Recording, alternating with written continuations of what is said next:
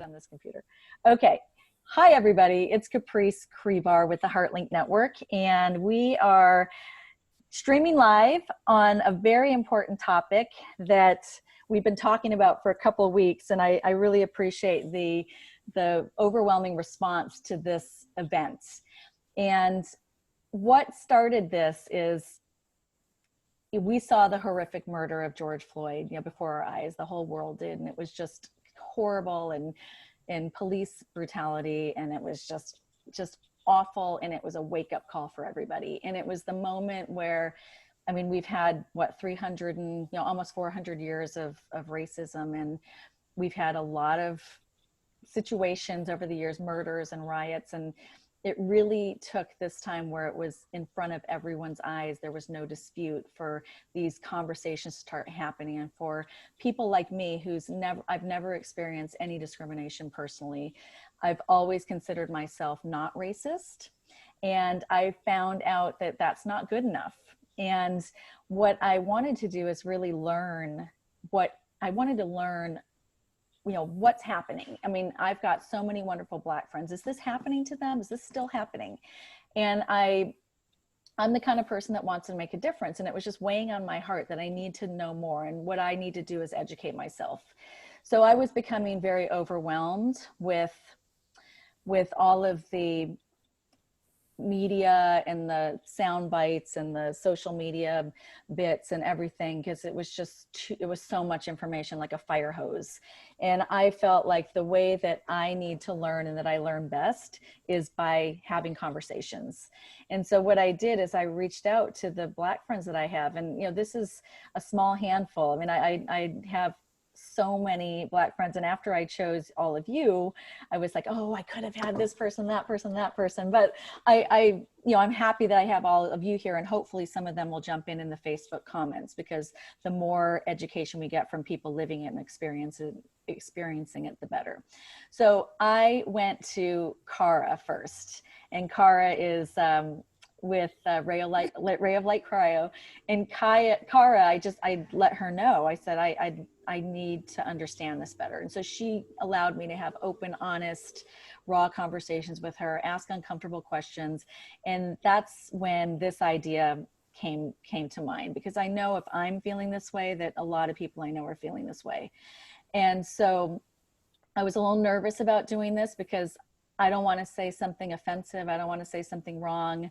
And so that scared me a bit, but my gut told me, God was telling me, it was just, this message was, you have to do something. And I have the HeartLink Network community, thanks to all of you, which is an amazing platform to help educate. So that's what brought all of us together here today. And I'm just so grateful and honored to have these women in my life and in the HeartLink Network community. So what we're going to do today, the objective is to learn from their stories about racism, how it's impacted them, and talk about positive ways to move forward and to rise together above this issue. My hope and prayer is that one day we don't have any discrimination against anyone. And, I was in the camp at one point where I was like, all lives matter. And I didn't understand the significance of why Black Lives Matter and why it's important to really call that out. I understand that now, and it's very important. And it just gives me chills to think that we've gone, hundreds of years, not treating people of a different skin color like they deserve to be treated, which is equally. So I'm going to go ahead and introduce everybody. So, and I've got this lighting problem here, so let me just kind of fix it a little bit. Okay, so I'm going to start with, just wave your hands when I'm talking about you, but I'm going to start with Greta Tucker. Greta, where are you? So Greta Tucker is a real estate broker in South Orange County who became a member of the HeartLink community 3 years ago after settling in Dana Point, California. Prior to that, she was a realtor in the Philadelphia area for 7 years, investing in multifamily buildings and helping friends and family purchase and sell properties, all while she maintained a career in corporate accounting and finance. She was a CPA and received her MBA from the Wharton School of Business at the University of Pennsylvania. Greta currently serves as co-president of OCMBA, an alliance of the Orange County alumni chapters of 15 business schools, including Wharton, Harvard, Stanford, Columbia, Cornell, Berkeley Haas, MIT, USC, Marshall, and UCLA Anderson. Wow. Whew. So Greta and Doug have 3 children together who they intend to homeschool all the way through high school. Through marriage, Greta was gifted 7 adult bonus children, 10 grandchildren, and 1 great-grandchild, all living in Philadelphia. Greta grew up singing gospel music in church choir, and more recently as a vocalist in a local classic rock and contemporary jazz band. She's got a lot of elements of her, and when I first met Greta, I loved that she let you in. She let you into the kind of person who she was beyond a real estate agent, and I think that's just makes her really, really special. So next, I'm going to introduce Cara Maldonado. Cara, wave, where are you? So Cara is the founder of Ray of Light Cryo, and after a 25-year career in commercial multifamily real estate regional development in corporate America.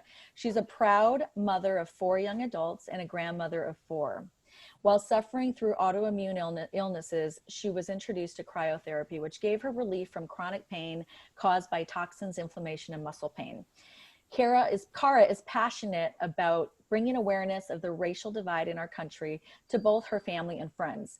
And she's uniquely experienced because she's a blend of Black, Native American, Spanish, Irish, Scottish, British, Swedish, and Pacific Islander. And she's been considered other most of her life. Cara has taught her family to love, respect, and treat everyone fairly, but to stay woke. Next is Serrell Law. Serrell, where are you? Serrell is an amazing mom of 2 awesome sons, 26 and 22, and 1 son pup named Silver Lightning. She lives in Irvine, California, and worked over 20 years with the state adoption division. She's now an entrepreneur with a nonprofit, along with running several other businesses. Serrell is a devoted member of her church organization, where she holds several offices. She's also a member of the NAACP and the NCNW, the National Council of Negro Women. Her qualifications for this event are her 55 years of life experience as a Black baby, child, teenager, and now a woman and mother in America. Next, we have Alycia Huston. Where are you, Alycia? Hi. Alycia Huston mentors senior leaders and leadership teams as they achieve sustainable business growth by developing their emotional capacities and the social collective capabilities of their teams. Prior to founding Alycia Huston Coaching and Consulting, Alycia co-founded a biotechnology company in San Diego, serving over a decade as COO and later CEO to scale the business, eventually selling it for multi-7 figures. She now serves as a leadership coach, speaker, mentor, and consultant to executives and leadership teams called to develop themselves in order to sustainably grow companies. And lastly, we have Selina Burns. Selina in her queen chair. I love that queen chair. Okay, Selina Burns is a business owner, multipreneur with 6 businesses. She's a 7-figure income earner, a John Maxwell trained business coach, and a tax professional for 21 years. She's the founder of Enjoy Your Destiny, where she helps clients understand their God-given talents and put them to use. She is 45 years married with 5 children and 24 grandchildren. Selina has dedicated 40 years of her life to her nonprofit called Leap Through the Fire Faith Ministry, working with single parents. She lives a limitless lifestyle and teaches other people to do the same. After a car accident in 2011 that left her confined to a wheelchair, she still continues to excel in her businesses with a can-do, no excuses work ethic. I mean, I'm just so honored to be amongst these women. They are absolutely incredible. So thank you for making this happen today for all of us. I'm grateful, and I know everybody who's going to be on watching and everybody who watches the replay, they are going to be really blessed by this. So I'll just go ahead and start where this will probably be about an hour. If we are, this is so important, I hate to cut off anything. So if it's going to go, if it seems like we need a little more time, it might go beyond an hour, but we're going to shoot for an hour. And again, we are going to just be raw, real, I mean, honest stories about how racism has impacted each of these women.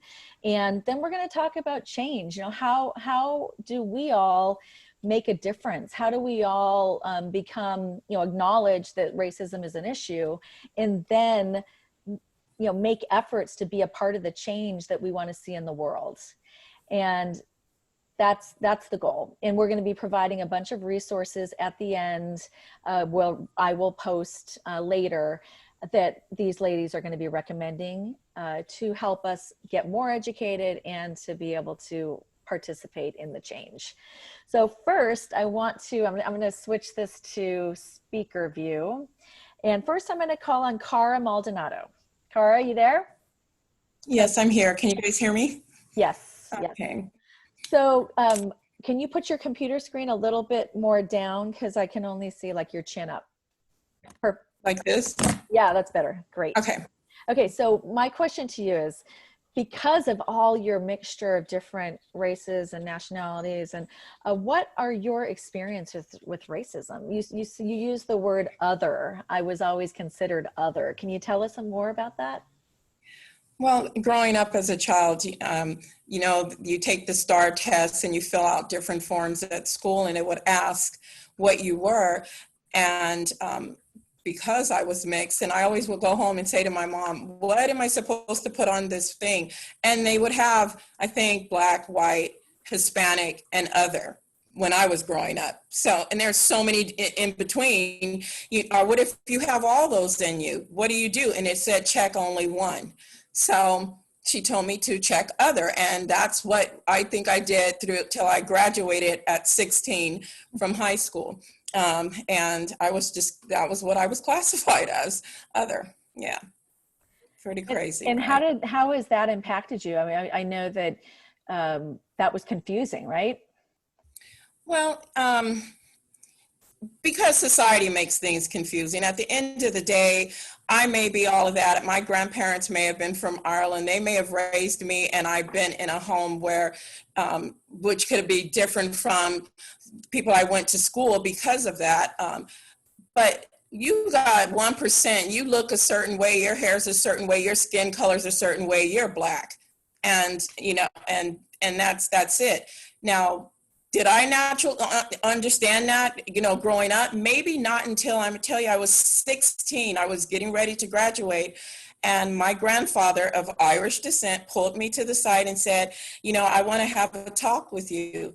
And it was a talk. It was a serious talk that he wanted to let me know that, one, he was proud that I graduated so early and I was going on to college to do my thing. But he wanted to say to me, you know, you skated through school, but life is going to stop being easy right here. And let me tell you why. And I'm thinking, okay, you know, I was in AP classes. I'm smart.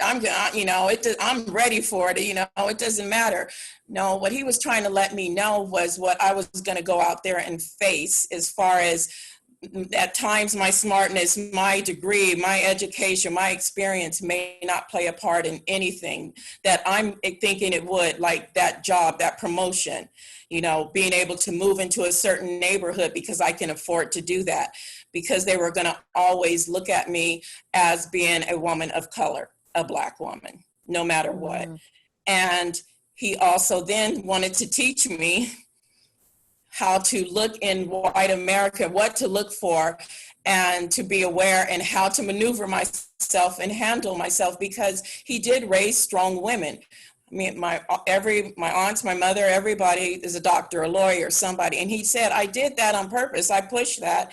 You guys went to the best schools on purpose, because, you know, coming out of being biracial, mixed racial, whatever you want to call it, they're going to look at you and say, what's going on with you? And kind of, you're not really fitting in any category, the Blacks, the whites, the mixed kids, you're a standalone. Even at school, you're a standalone. I used to get my hair pulled. I used to get teased, like, you know, all kind of things. Why is my skin so light? Why do I have freckles? Why is my hair red? You know, and those type of things. And you have to justify that. Why? But you're in a position of having to do that when you're growing up. So yeah, I would go home and ask so many questions, and then I'm other. So, you know, coming up from 5, and then by the time you get to 5th grade and they ask, well, what, you know, what's going on with you? And that's kind of, you know, you just kind of brush things off because you wouldn't want to sit and explain everything that's going on with you. Well, my grandparents is this or that, but it seems to be such an issue with everyone. Why can't I just be me? So if you guys look at my profile on Facebook, I say I'm just Kay because of that. Right. That's you know? awesome.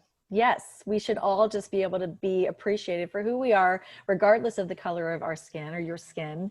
And it's, you know, despite the fact you had all the mixed races, you've also, I mean, in addition to that, you've had, I mean, racism, gosh, I mean, now that it's been, you know, I've been motivated to learn more, and I've been provided so many great resources, a lot from many of you that I've taken the time to watch. In fact, Alycia shared one with me, that the Holy Post about race in America, that, oh, that one really, I mean, every time I watch something, it's just another powerful message to me that this is not old. I mean, this is really, I mean, it was only 60 years ago that we had the civil rights movement. And, you know, I just really, you know, we think of, I mean, honestly, here's a, you know, naive white person. I mean, all I knew was when I watched Roots when I was a kid, you know, I mean, I wasn't paying attention to the history.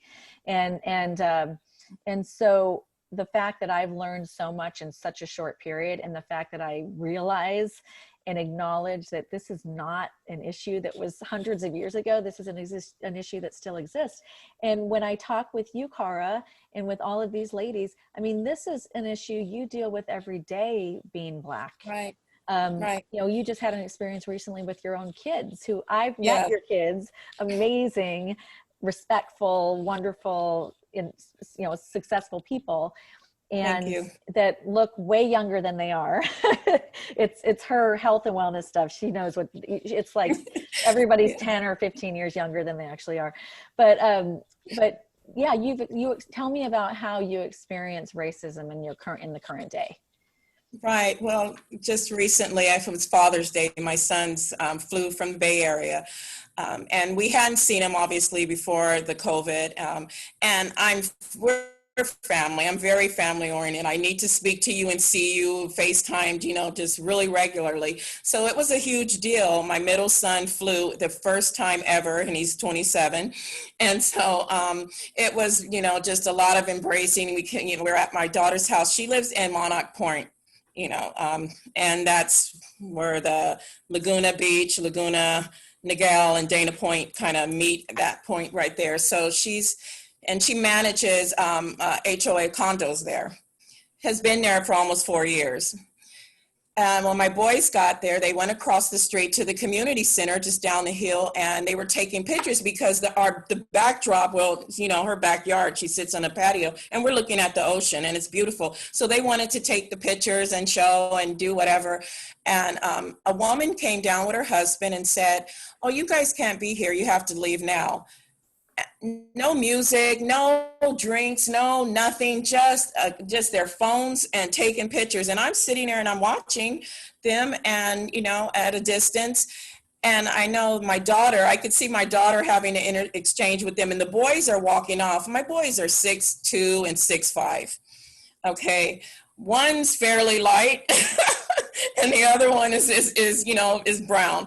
And so, you know, but they're like, "I don't want no problems from my sister. We're going to walk away."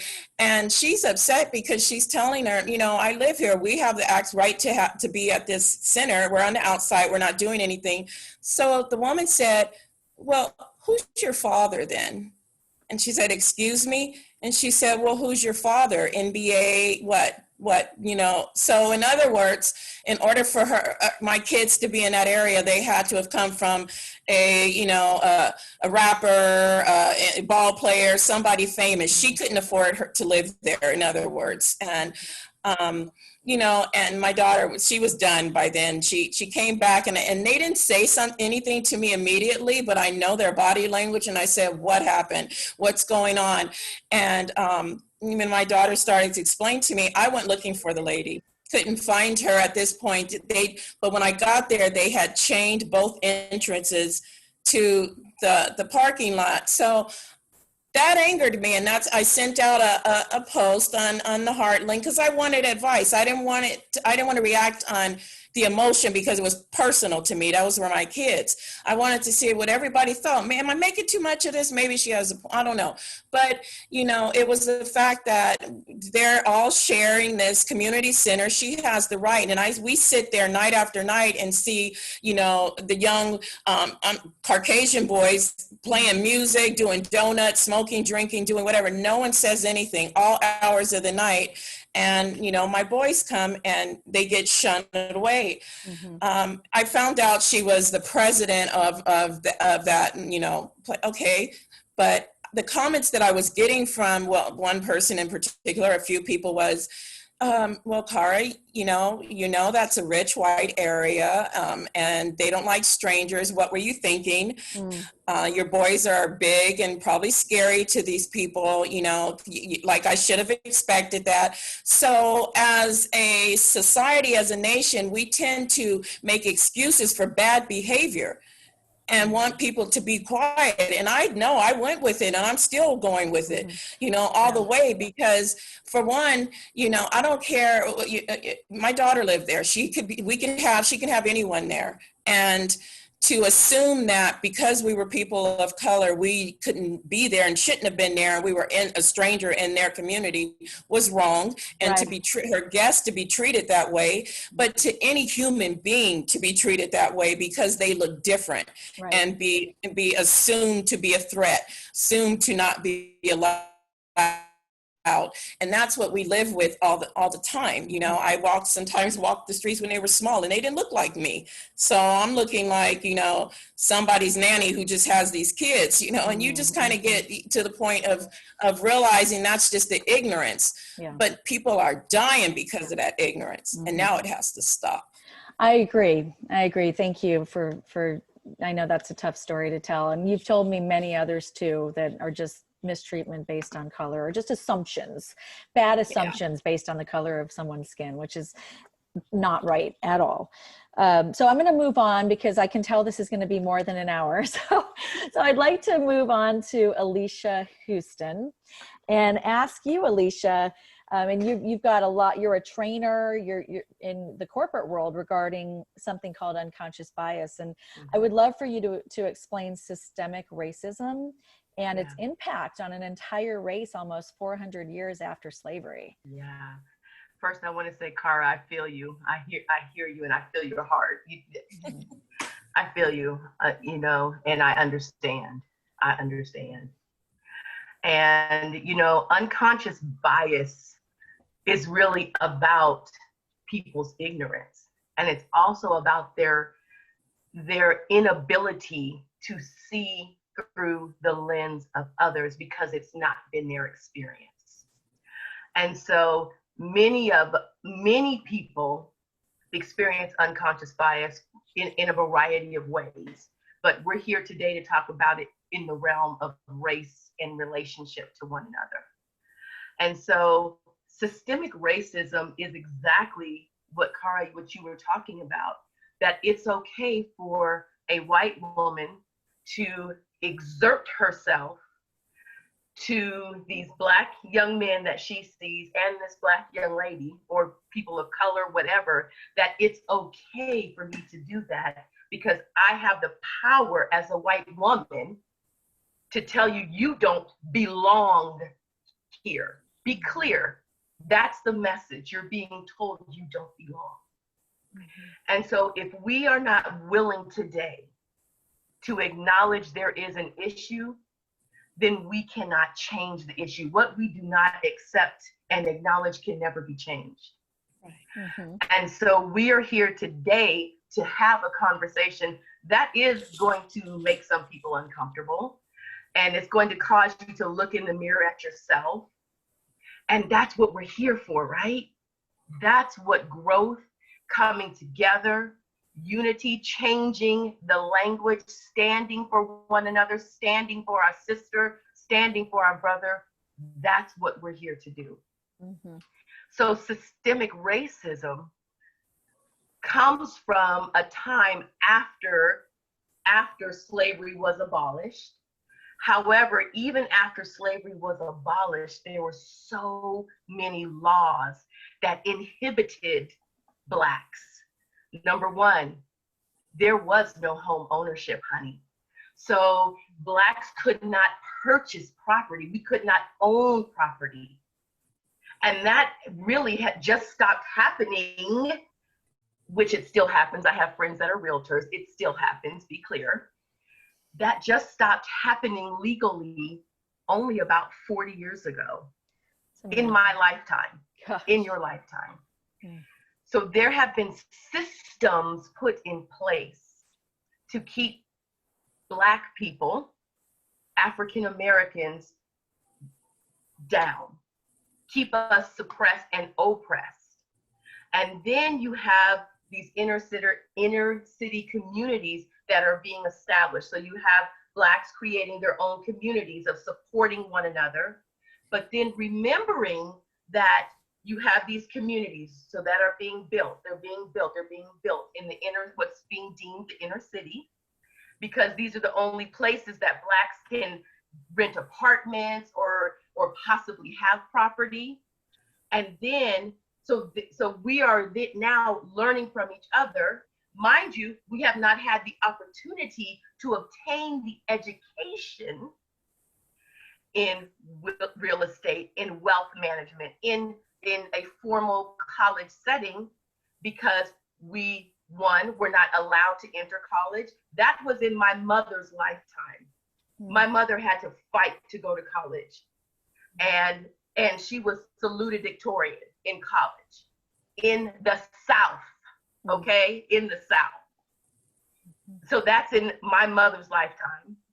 So that's in some of our lifetimes where we experience that racism, that oppression to not even be able to obtain an education of a higher level. And so when you have people who don't have that higher level education, and then they're raising their families and then continue to raise families and raise families and raise families and raise families, their view is very minimal. So systemically, they're being kept down. They don't have access to what whites have had access to for years. Property, passing of wealth, sharing wisdom. That has not been the lens for many people of color, and especially many African Americans. Jim Crow laws that inhibited us from experiencing freedoms. And even today, in 2020 or even 2018, 2019, when we have a young white man shooting up a Southern church, killing individuals in the church, and he is brought out in handcuffs, alive, and tells the police officers he's hungry, and they give him a sandwich in the car. But we have young Black men who are passing a counterfeit, which we haven't even heard if George Floyd, if it was really a counterfeit $20 bill, $10 bill, losing his life. And then we have people saying, but he was a criminal anyway. What did he do? See, with Blacks, it's what did they do versus looking at them as a human being. So systemically, me growing up, it was very clear in my household, I had to be 5 and 10 times better than my white counterpart. The conversations I have with my children are probably very different from you, Caprice.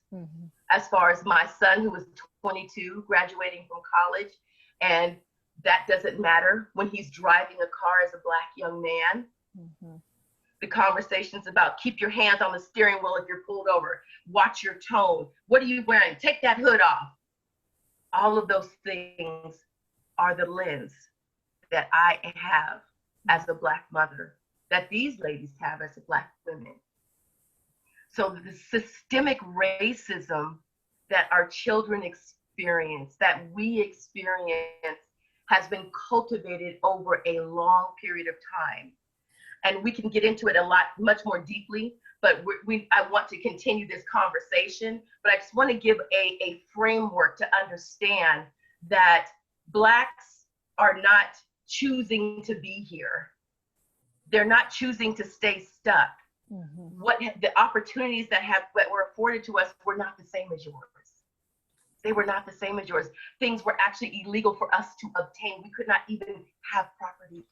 And that's where the term white privilege comes in, right? And yes, you know, I think the initial response is, you know, I'm not privileged, you know, I'm not racist, and but now, especially now when after I watched that Holy Post too, and it elaborates more on what Alicia's speaking about. I really believe everyone should watch that, because then you'll have a much greater understanding for the systemic racism and you know, there is a lot of unconscious bias. You know, I thought I was not racist. You know, I never looked at color. I mean, my son, he actually wrote a song with some friends a few years ago, and it was called Human, about treating everybody as human beings and not basing it on color, which, you know, that's always the way I looked at people. You know, I told Greta, you know, I've never considered you my Black friend. I mean, even though you are, you know, I've considered you just my friend, just like every other friend that I have.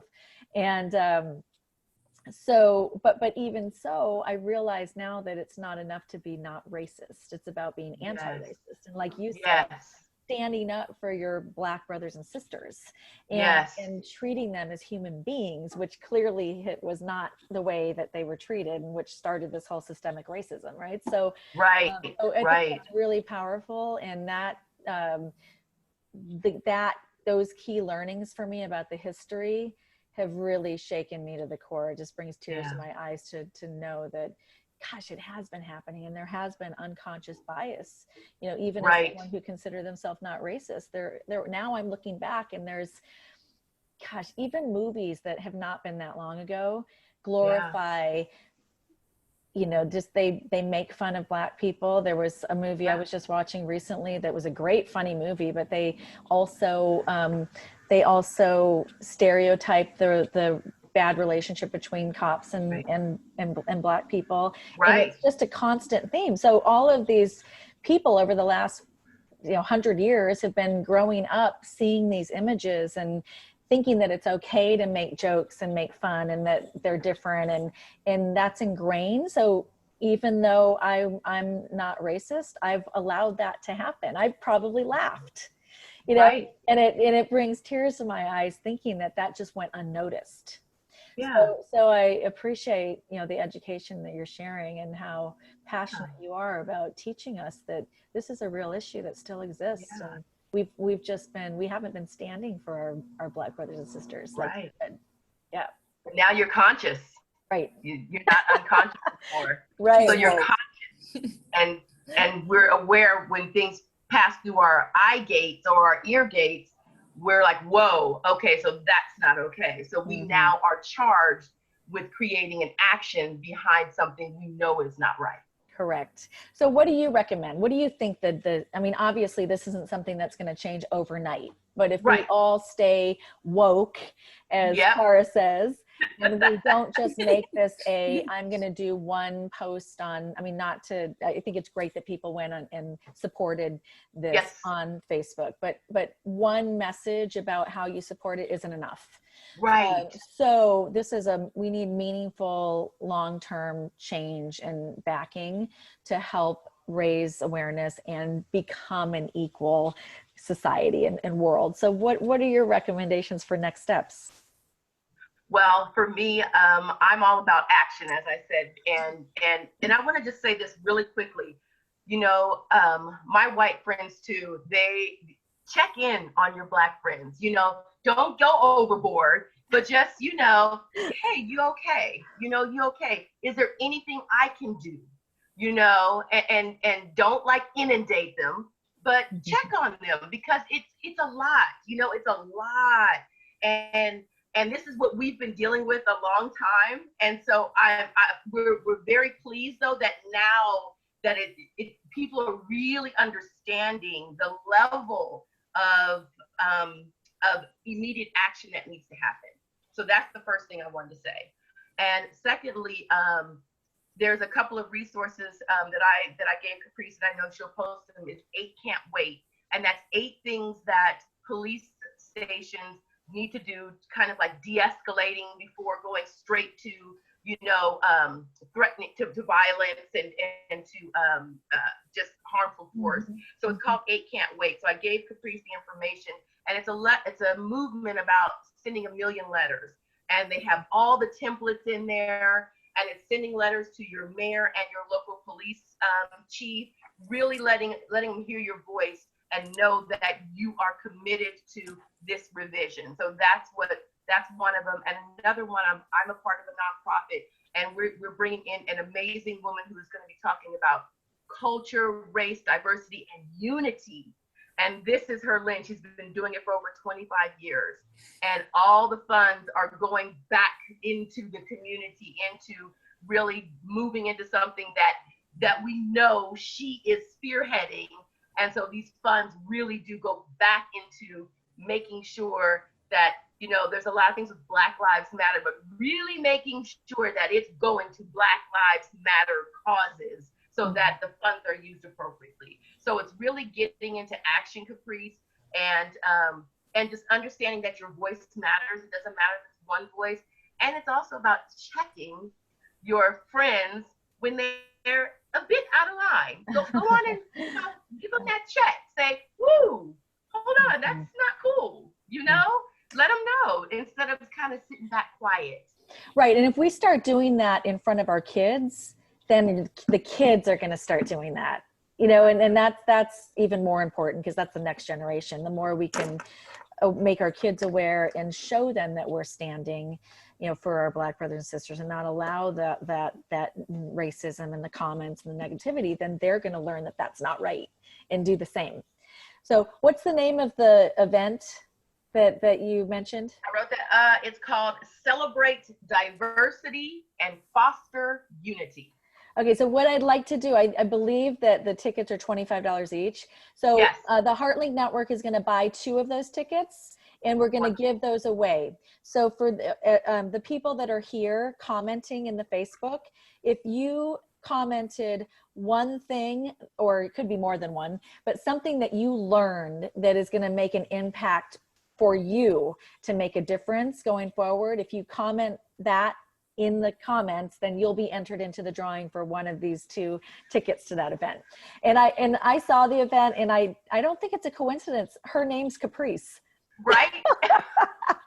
It's a Dr. Caprice. I'm not a doctor, but yeah. It's all good. Yeah. Okay, thank you so much for all your wonderful advice and contribution here. It was amazing. Okay, we're going to move forward to Serrell Law. You stand proud and loud against race-related injustice. And so I'd love to know, why are you so passionate? Why am I so passionate about race relations? Because growing up as a young girl, I was born and raised in California. However, my parents are from the South. One is from Alabama, and my mother is from, my dad is from Jackson, Alabama, and my mother is from Seneca, South Carolina.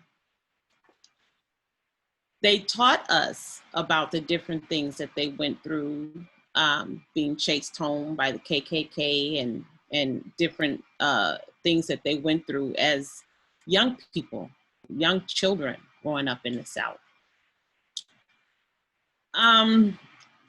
But I hadn't experienced it because I was born and raised in California. Even though I had been back and forth to the South with my dad driving us back and forth, but I was younger. But it wasn't until the age of 13, going into the South, when I realized no way could I live down here. No way. That's when I noticed, and this was in the late 70s.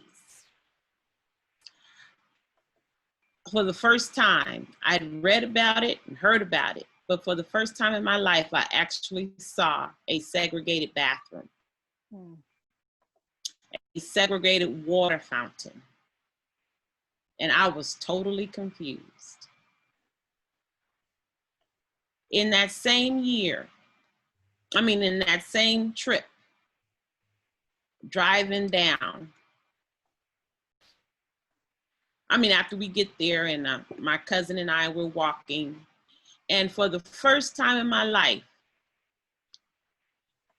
some little white girl on a bicycle decides to call me the N-word. Mm-hmm. I'm looking around, like, who is she talking? She can't be talking to me. she just cannot be talking to me. I'm pretty much a rebel. I've probably always been that way. I've never been in any trouble, in any trouble, but I believe in standing up for what I believe in. I was taught this, and I believe in this with my whole heart. If you don't stand for something, you will fall for anything. Mm-hmm. And good. When she said that, I was just, what? So anyway, to me, I handled that situation. But my cousin was afraid to death because, of course, she's been living down there and she knows how things work. But by the grace of God, we both made it back home. Thank God. And I think that was my last time ever going back down south into that portion of it, until I was in my 30s. I went back once to see about my aunt who was in a car accident, but then I went, and that was just for that. It hadn't been for that, I wouldn't have went. But I went back in my 30s where I took my children to experience the South. My passion, I have my dad, my uncles, I have brothers, nephews, cousins, my sons. I have mix. We have everything. That's not the issue. But when my child walks out that door, when my sons walk out that door, that's a completely different prayer from any other mother on this earth. Our prayers as Black mothers for our children they include Lord take care of them, but we're Lord take care of them that no one views their skin as a weapon. That's what we're talking about. Mm-hmm. They can be perfectly good children. Believe his name was Elijah. Just not too long ago, it finally came out. Kid just plays violins at the animal shelter for the cats, so the cats can sleep, can rest. He's just a wonderful kid, but none of that mattered because his skin color. We are blessed as a nation of people. We're blessed by God and we're kissed by the sun. Our skin color is not a weapon. Right. It's just a blessing from God. It really is. Mm-hmm. It's not a weapon. Mm-hmm. When I've been vocal all the time, but when I sat there and watched George Floyd with that man with his knee on his neck, as he literally suffocated the life out of this man. And when this man called for his mother,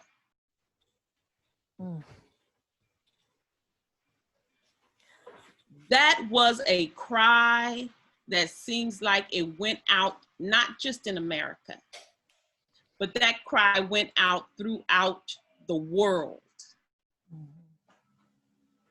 And his mother is deceased. And to hear him say, "Mama, help me." What? Oh my God.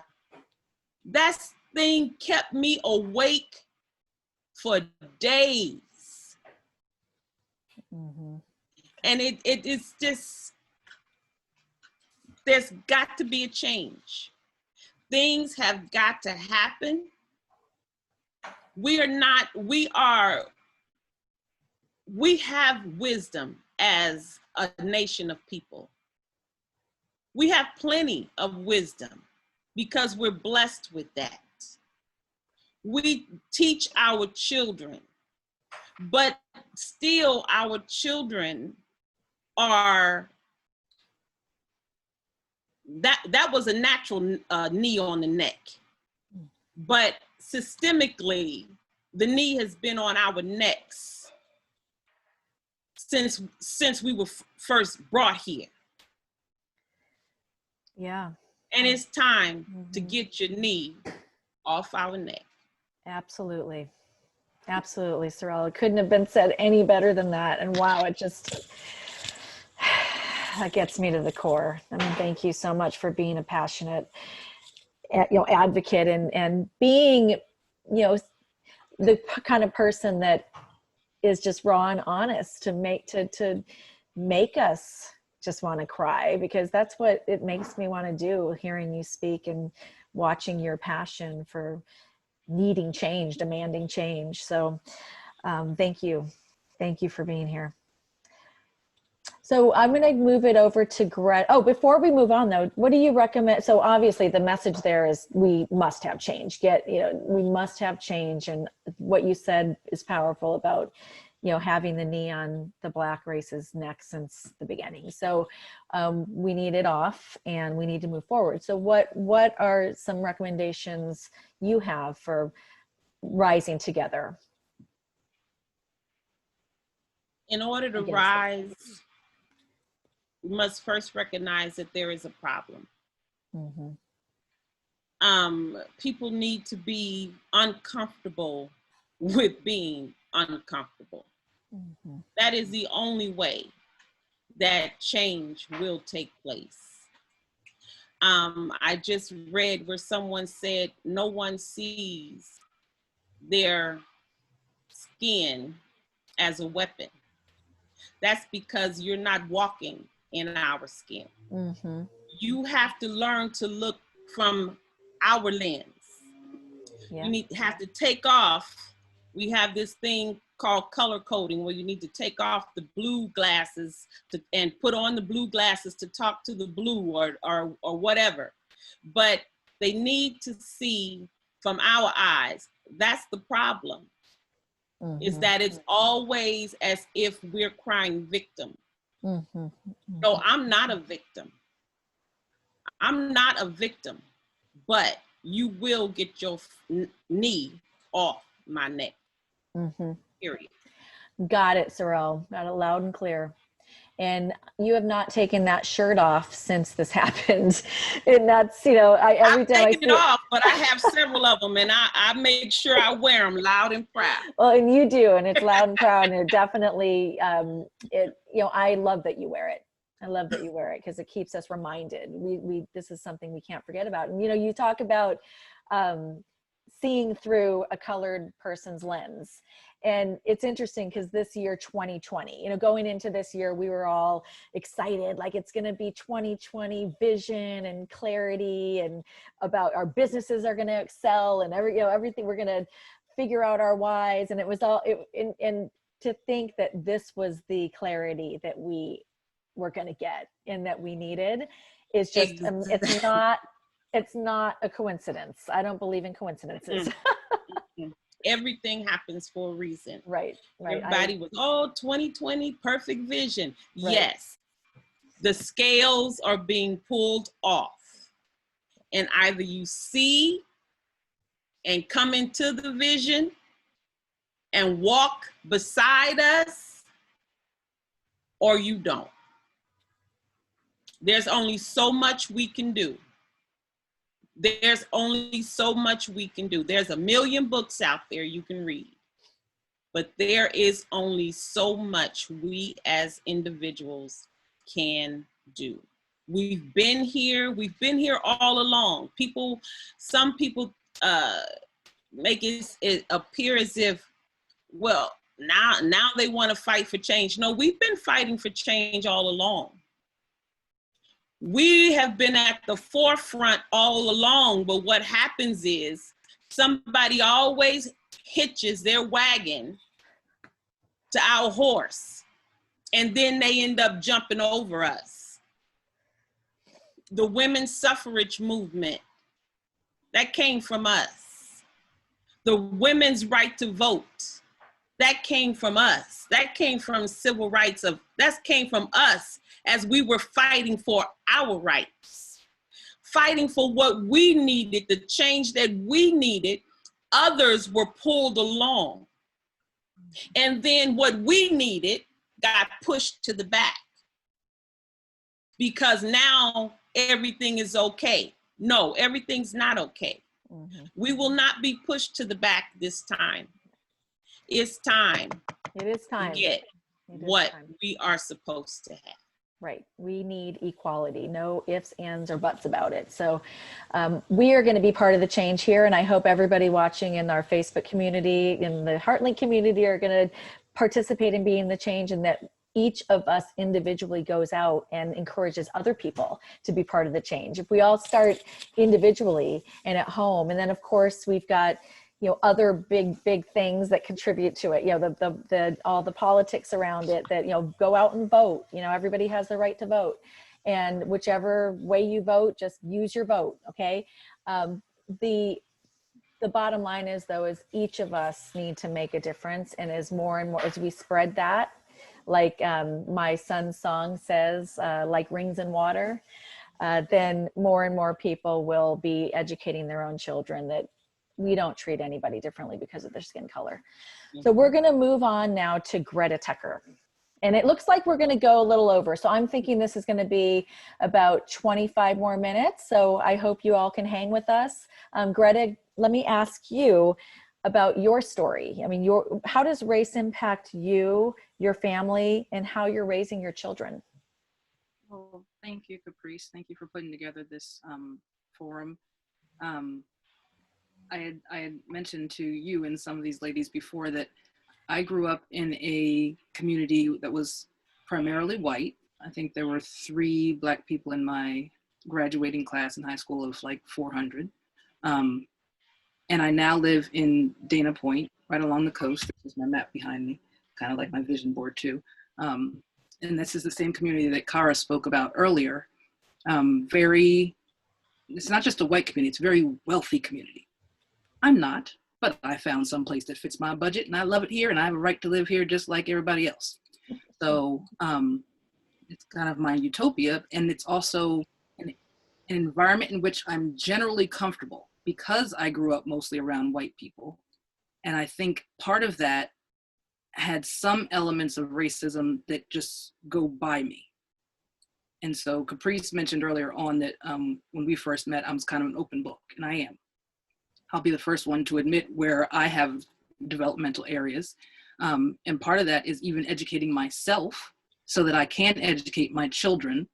I am very proud and knowledgeable. I'm a Black woman. That doesn't get past me, you know, and I feel that in different environments. But knowing our history, it just wasn't something that I grew up with. I grew up with the same public school education that a whole lot of people in this country got. I didn't have really that influence within my family that was kind of focusing on, my family was very, and still is very religious, and we're just going to focus on how can we be the best we can, you know, God will provide for us. And they didn't really talk about many negative experiences. It was kind of like, you know what, God makes us stronger than that. We're not even going to kind of discuss it. That's just the culture within my family. You kind of just move past things, at least on a conscious level. But there are plenty of things brewing beneath the surface that until they get discussed, they can't really be healed. So that's part of what I'm looking to do with my children, is to make myself aware of different things, educate myself about our history, and then to educate them. Caprice mentioned in my bio that my husband and I are homeschooling our kids. They're now 1.5, 4, and 6. But we made that decision very consciously for a variety of reasons, one of which is that we have the opportunity to educate our children and give them history that's untainted, that's not hiding things and really speaking about different heroes that are not our heroes. They are people that, you know, suppressed people of our culture. Now we hear in the news about different monuments being taken down. But with my husband and I, it was a very conscious decision that we want to be able to educate our children and have them not just be homeschooled, but world schooled, so that they're aware of other cultures, and, you know, we get to travel with them and teach them to accept. My son's been taking Mandarin for 3 years. So I want them to have different elements of different cultures, to be able to have that diversity in their lives. And that's something that I would encourage all parents to do, whether it be through language or just making sure that you have people that are not looking like you as part of your social circle, and for your children. A little bit back to my story. I am a realtor here in South Orange County. The example that Cara gave, I feel very frequently when I go to broker previews and open houses. I go to Laguna Beach, I go, you know, San Clemente, I'm in all these, you know, multi-million-dollar homes, and I feel people looking at me like, you know, what is she doing here? But I go in, you know, looking, I put on my cute little realtor outfit and heels just like everybody else, because I'm confident enough with myself to know that, not to sound conceited, but I am more highly educated than the vast majority of the people that I'm dealing with. I'm very professional in interacting with my clients, and I have a good reputation with them. Yet I still know that when I walk in the door, it's an uphill battle. It is an uphill battle, part of which I have to get over in myself. And I loved hearing your intro of Selina. I can't wait to hear her speak, because what I feel from her is that she said, you know, I am going to make my life the best for me and not worry about those things. And that's part of what I'm growing into. I'm confident at a surface level, but part of me still is like, I intend to be a legend in this community in real estate. And that's a scary statement to even make, knowing that there were CCNRs, like community guidelines in these communities that restricted Black people from living here. And some of those cannot be taken out. The original documents still exist. There may be an amendment saying that it's no longer valid, but it's still in the documents. It's still in the documents. Wow. That we're not allowed to be here. And wow. So that's something that I'm growing every day to get past. And I just still keep going to those same meetings. I'll still keep presenting, you know, and putting myself in front of people to present them with the value that I can add for their transaction. And, you know, I belong here.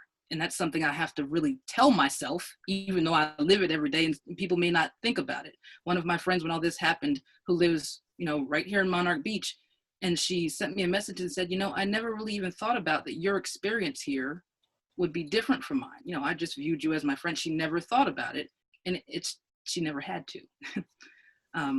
So I really just want to get the message across that it's important for everyone to educate ourselves, and then to pass that along to our family and friends. One of the things that was mentioned earlier was about calling somebody out when they say something. Speak up, speak out in your workplace, in your social circles, with family and friends. If you hear something that's inappropriate or even just insensitive about like different stereotypes and things that we're now seeing in different movies and television shows that would have went past people, you know, many years.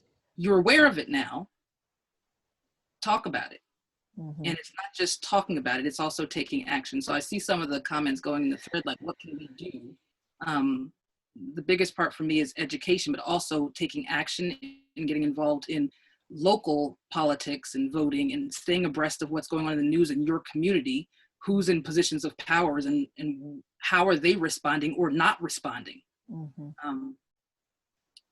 I'm speaking that to you all and to myself. And I admire you, Serrell, for having taken that role for years in Irvine.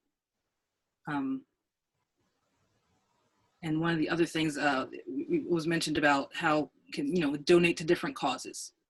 Great. I think it's also important to realize that we can support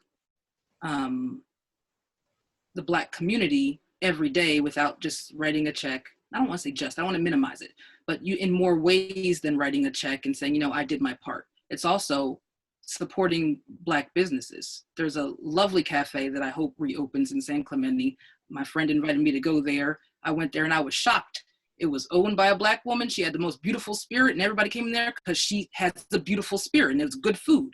Support those entrepreneurs. And not to make this an advertisement, but people like real estate agents or financial service or insurance. It's not saying we need a handout, but when's the last time you interviewed one of them for the opportunity to serve you in that capacity? Mm-hmm. Good point. Any more? I have lots more. I'm trying to. Well, yeah, Selina's going to close it down. So you still a couple more minutes if you want to share a few more. Okay. Alycia mentioned something that made me think when I was young. I remember hearing, whatever we do must be the best. It wasn't like my father saying this or my mother always saying this, but it was just in my general community. And I know that sunk in. I consider myself an intelligent woman, but I'm always constantly trying to go, get the next thing. I got a CPA, I got an MBA, I got a project management certificate, I got an insurance license. It was like always had to do something else to prove myself. And it's not just about being driven, it's literally, okay, I have to be the best in order to even be on par. And that the lens we have as a Black mother was also mentioned. And that's really where part of this, there's been discussions about white privilege.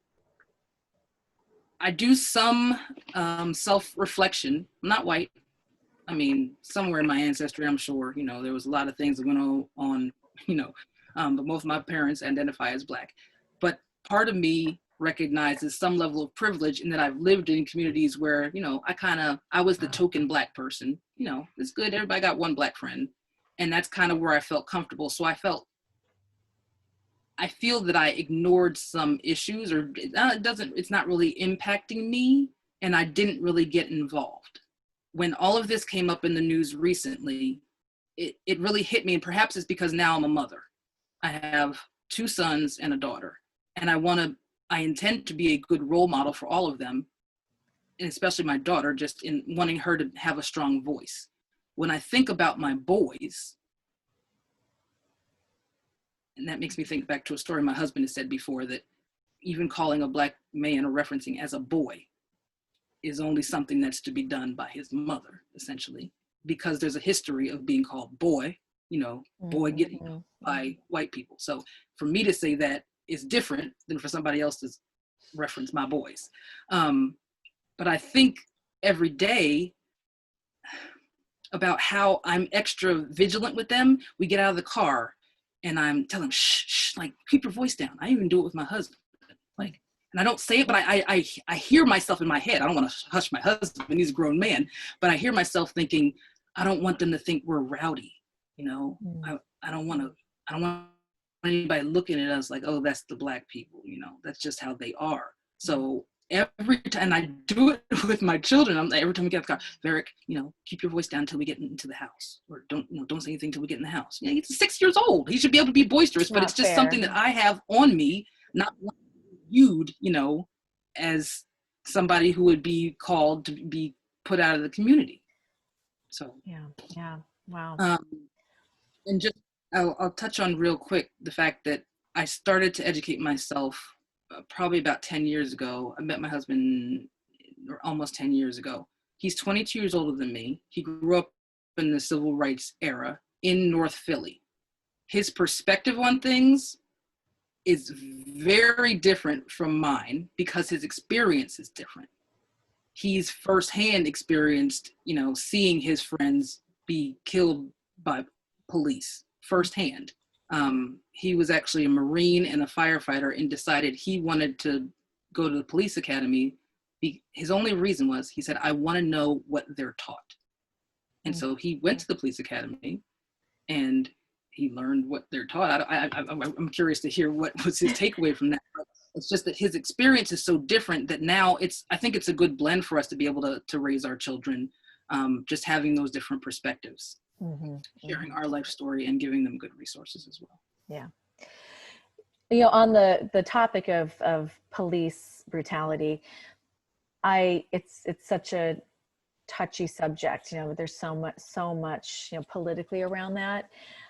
We need reform, you know, and there's no doubt this million letter mission, is that what it is, Alycia, that Alycia talked about, to abolish the 8, what, Alycia, help me out here with the terminology. Alycia? Can you hear me, Alycia? You're on mute.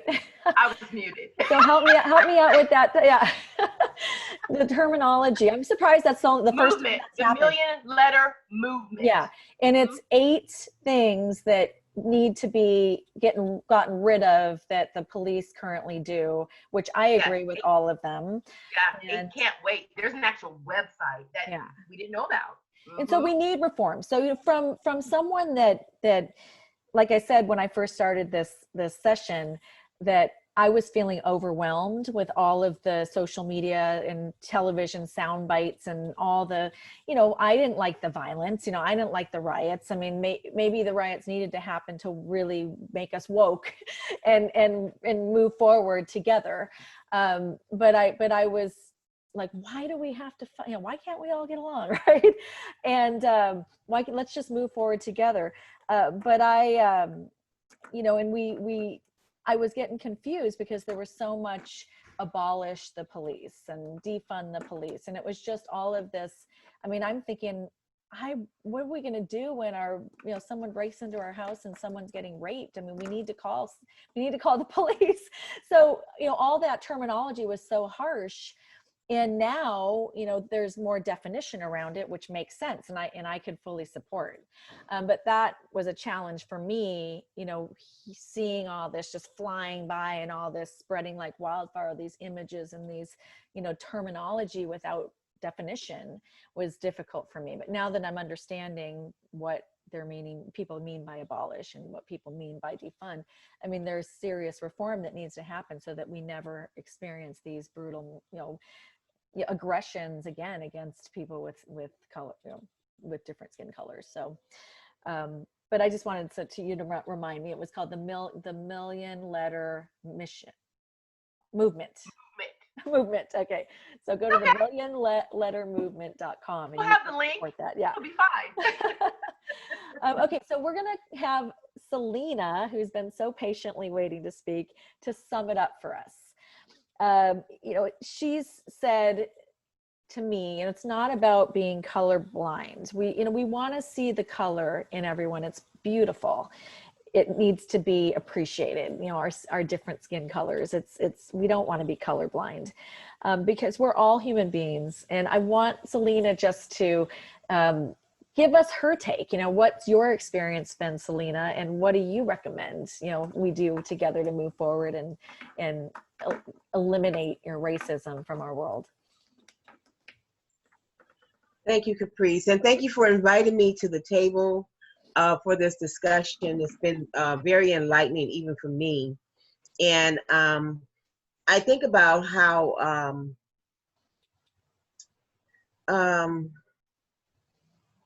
you know, when we go out every day, I have 5 children, 23 grandchildren, and 1 great-grand. So when we think about, when we go out the door, my sons and daughters, they're all business owners. So this has been very traumatic in everything that's going on for them right now. My son had to close his barbershop. One of my sons he's a caterer. He can't go out and cater right now. So, and then to go out and try to get the resources that are available out there, that they found it hard to get. Okay. And where the people that did not need the resources were able to get. Well, as Greta said, that she found herself out there getting every kind of degree to make herself be better. She thought that would fix it. Am I right, Greta? So I'm the same way. You know, I hold many degrees, but I don't brag about them. I'm a realtor. I'm a licensed realtor. I'm a licensed insurance agent. I'm a business owner. I created my economy years ago, and I speak about that often. I will not. I maybe work 3 years out of my life for someone else. So I go out and teach and educate our young people, our single mothers, our single fathers, how to create their own economy, how to be able to stand up on their own.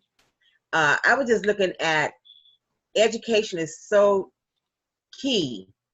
Educating you on what went on in the past, what's going to go on in the future, knowing your history.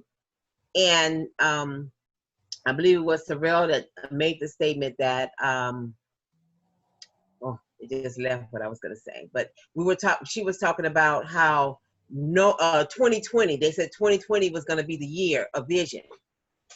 2020 is the year of vision, but you know what happened? It took our blinders off. It opened our eyes to what was all around us to make a difference.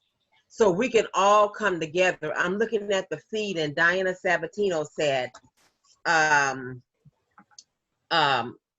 wrote, enough to be, let me see, it's not enough to not be racist, but stand up against racism. I mean, I'm looking at the feed, and then we had Jamie Richards that said, wow, no one views their skin as a weapon. She said that shouldn't have to be. To finish what she said in her quote. People, the blinders are coming off. In 2020, they said that was a year of vision, but it was the year of vision. It's the year that God took the blinders off. Mm-hmm. So that we now can get equality that we well deserve to stand up against next to our sisters and brothers. Yep. I remember my mother. My mother was very big on education, and my mother was in a wheelchair. And she went to school to be a plumber. My mother went to school to be everything. She was an entrepreneur. She made clothes for James Cleveland's choir, everything. My mother, the teacher said, if you can get out of that wheelchair and fix this sink, then you can graduate as a plumber. She's in a wheelchair. My mother scooted out that chair, fixed the sink, and graduated as a plumber at the age of 44. So that's where the will comes from. That's where my will comes from. That's where my sustaining power comes from. It's what my mother did, what my father did. So when we learn our history and learn how everybody came from to and fro, and I think about that song of Sam Cooke said, a change is gonna come. It's been so hard living, but I'm not afraid to die. So we have to understand where we're going, get mad about what's going on, but get mad enough to educate. Get mad enough to go vote, no matter what time you got to get up. Get mad enough to educate yourself on what's going on with the different views. Know who you're voting for. Know what you're pulling for. No matter what the color of your skin is, vote for what's right. Stand up for what's right. And a change will come. A change will come. But, you know, I just took, and then I heard that Greta said CC&Rs in the community, in the workplace. CC&Rs was written for real estate agents, but because you can't red line and send anybody over here in this neighborhood, send anybody here.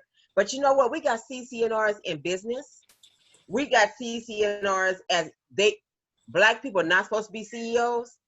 I'm the CEO of several companies. I own everything that I own. Mm-hmm. Okay? And I'm going to stay owning it. So CC&Rs are there no matter what you are. CC&Rs are in our every day. It's called covenant and covenant restrictions, things that you cannot do. But we can make a difference. We can make a change. And I just want to close this one thing. I did get my little book because I am a book fanatic. And I just wanted to tell everyone that's on the line with us that came and joined us today, we didn't want to seem like a bunch of angry Black women. I'm just going to say Black, because that's what we are. Mhm. We want to come across as women wanting to make change, women that are praying for our young men and our young daughters. Not only do we have to cry out for our men, we have to cry out for our young women also. So in this quote, it comes from John Maxwell. It talks about good relationships create energy to give people interaction as a positive tone. When you invest time and effort to get to know people and build a good relationship, it pays off. With greater energy, once the relationships are built and is the kind of positive, energetic environment, people are willing to give their best because you know the leader wants the best for them. But you know what? If we just show people we want to gather together and make this world a better place. And I think about, I'm going to say this one last thing, because in 2011, I was in a car accident that left me in a wheelchair. And I tell everybody, I am not a token child. They see me come in the building, I always gonna look good. I'm not gonna look like I belong in that chair when I roll in. But this is what I tell people. Don't let that chair fool you. I'm a business owner. I'm a multipreneur. I have 23 grandchildren. I just had my first great grand. I'm about business. And don't let the chair fool you. I have been a CEO of a nonprofit working with single mothers. When I had my accident, they had to give them a whole wing for single mothers coming from everywhere. Because I'm about being out in the community and making a difference. Helping a young mother keep her children from Child Protective Services taking them. Helping and teaching and educating so our young people can come up better than we came up. That's what it's all about. Getting them to know to get out there and vote, because the change is going to come. Back to you, Caprice. Thank you. You're so wise. And I love John Maxwell. And I hang on every word that you say. And I'm so impressed and just honored to have you as a friend. And I feel the same way about all of you. So this was very profound and powerful. And I can tell by the Facebook feed that people really enjoyed this, and that you gave your time and your energy and opened up your hearts and souls to educate us is just phenomenal. What I want to suggest, and I think the theme across here is that this is something that requires meaningful, long-standing change, and it requires all of us to take a stand and do something. And you know, some people aren't comfortable with protesting. I mean, peaceful protesting. You know, I'm not a person that's gonna just, you know, stand on the road with a sign, but I'll be honking like crazy, you know, going by the people who are. But if you're somebody who wants to write a letter to the Million Letter Movement, got it.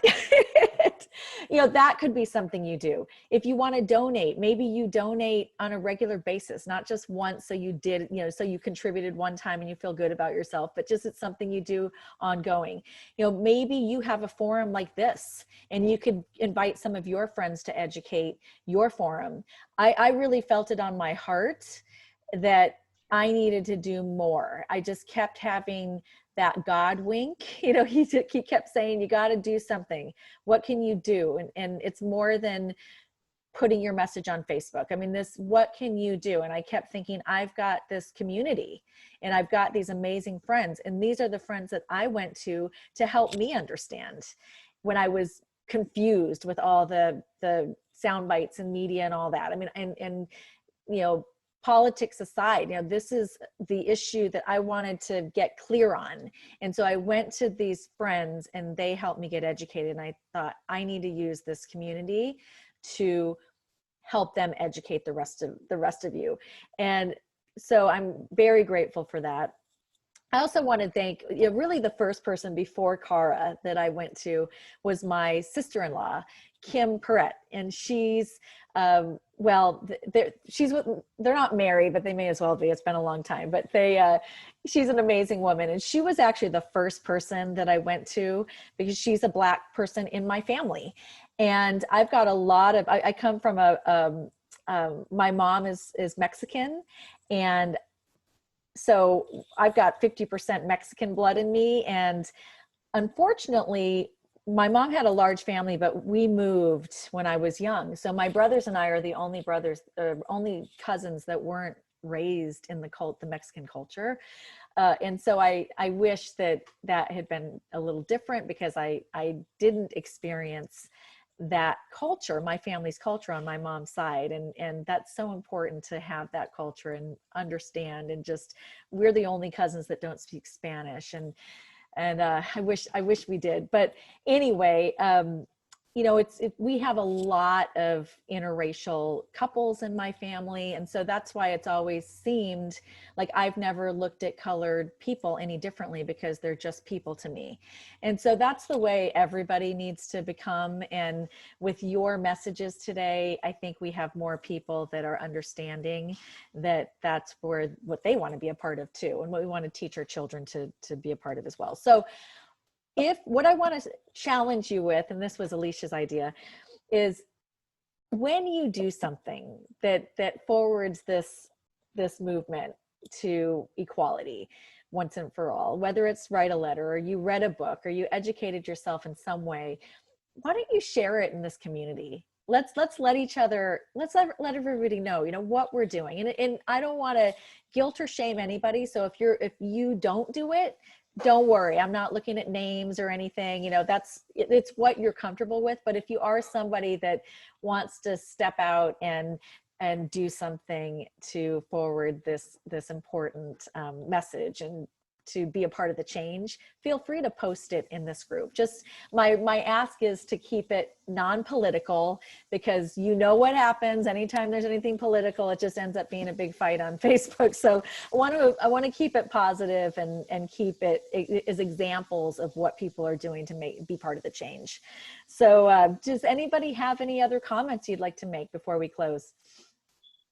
Quick question, Caprice, are you just going to post kind of, because I see people are asking for links and things, are you just going to make a separate post, or how are you going to do that? So what I'll do is I'll make a separate post and post I'm going to change the title of this live that includes all of the, includes maybe a link to the post that has all of them, because it might be too long right there. And then someone wanted to know, Greta, what's the restaurant, the Black-owned restaurant in Dana Point you were recommending? It's called the Fuel Shack, and it's right by Sprouts in San Clemente. Okay. I don't know if they've reopened yet, but it's lovely. The Fuel Shack, the owner's name is Yolanda. The men that are on the napkin holder with topless are her sons, so be respectful. So they must be good looking, huh?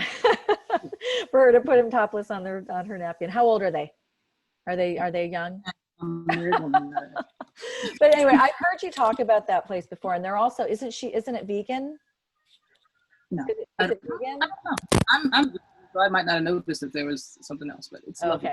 Okay, well, cool. So the Fuel Shack, look them up, see if they're still open, or find out when they're opening. And lastly, I just wanted to leave you, again, thank you everybody. Please just accept my thanks on behalf of all the Heartland community for your time and efforts to be here with us today. I'm moved to the core. I want to leave you all with the song that my son and friends wrote and made a video for a few years ago. So if you want to stay on and watch that, and I'll just close when that video ends, but it's called Human. They're a bunch of young kids from a production studio called OC Hit Factory. And my only wish is that it was more diverse, the people in it. But I think it is an amazing song, and it really wraps up, what Selina said is we're all God's children. We're all created the same, and our skin color does not make a difference. We're human. So I love you all, grateful for your friendship. And I'm going to go ahead and share this and hope that it actually Did I do it right? Okay, so here we go.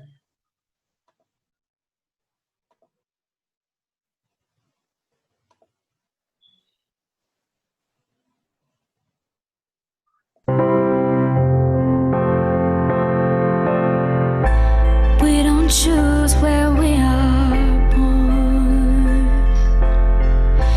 We don't choose our mom and dad.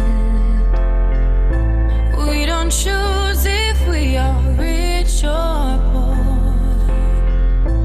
or the color of the skin we have. Life's too short, there's no time to waste. Be the change you always wish you could make. So let's breathe in love and breathe out hate. If we spread our love like rings in the water, we can use our hearts to pay it forward. Our work's not done until we all become one world, one race, one color. Human.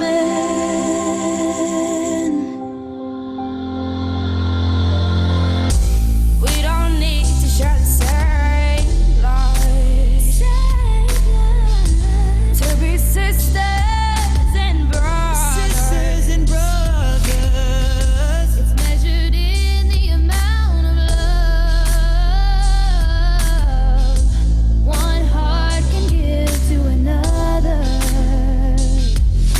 Life's too short to discriminate. Be the change you always wish you could make. So let's breathe in love and breathe out hate. If we spread our love like rings in the water, we can use our hearts to pay it forward. Our work's not done until we all become one world, one race, one color. Human.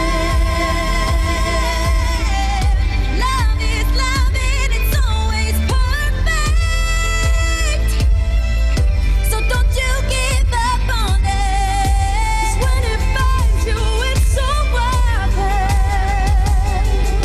It's never too late to start. If we spread our love like rings in the water, we can use our hearts to pay it forward. Our work's not done until we all become one world, one race, one color. Human.